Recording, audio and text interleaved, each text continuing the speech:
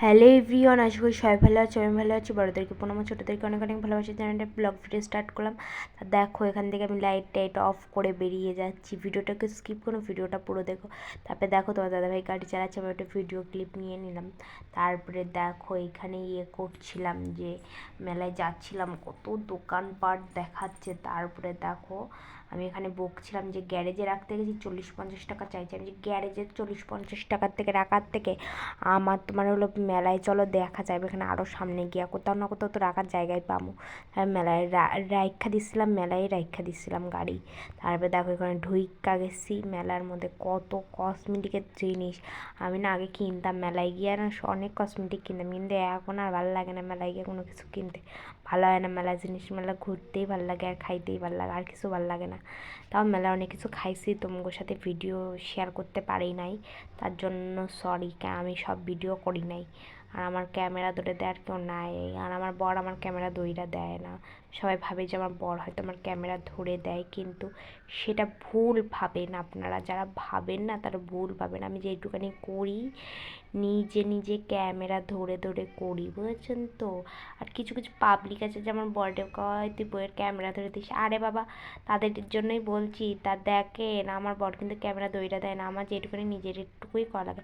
আর ওই ঘুগনিওয়ালা দাদা কানের মধ্যে হেডফোন দিয়া দেখো ঘুগনি বিক্রি করতেছে, কীভাবে যে শুনতেছে আমি বুঝতে পারছি না। তারপরে দেখো এখানে কত ধরনের দোকানপাট বইছে। তাহলে দেখো এত ধরনের দোকানপাট বইছে যে আর দেখতে দেখতে যাইতাছি। তারপরে দেখো আমার হইয়া গেছে, কি যেন বলে। তারপরে এখান দিয়া কাপড়ের দোকানও বইছে। তারপরে মথুরার কেক খাইছো? আমি খাইছি এই মেলায় গিয়া। আমি বললাম খাইয়াই দেখি, দামটা যেন কত ছিল মইনা নাই, ভুলে গেছি। তারপরে দেখো এইখান দিয়া কত দোকানপাট বইছে। আর এই যে এইটা যে কেমনে হইয়া গেছে জানি না, কখন হইয়া গেছে আমি তাও কইতে পারবো না। তাই এখানে গেছিলাম একটু নাগরদোলনা চড়তে। বাইরে ভাই কি লাইন, লাইন দেখা দৌড় মারছি আমি বাড়ি। আমি বললাম আমার চলানো লাগবো না, চলো বাড়ি চলো। লাইন কখন শেষ হইবে। আর এই ব্যাটার কাছে গেছি আমি একটা ক্লিপ কিনতে, নিয়ে উঠছে গেছে ক্লিপ।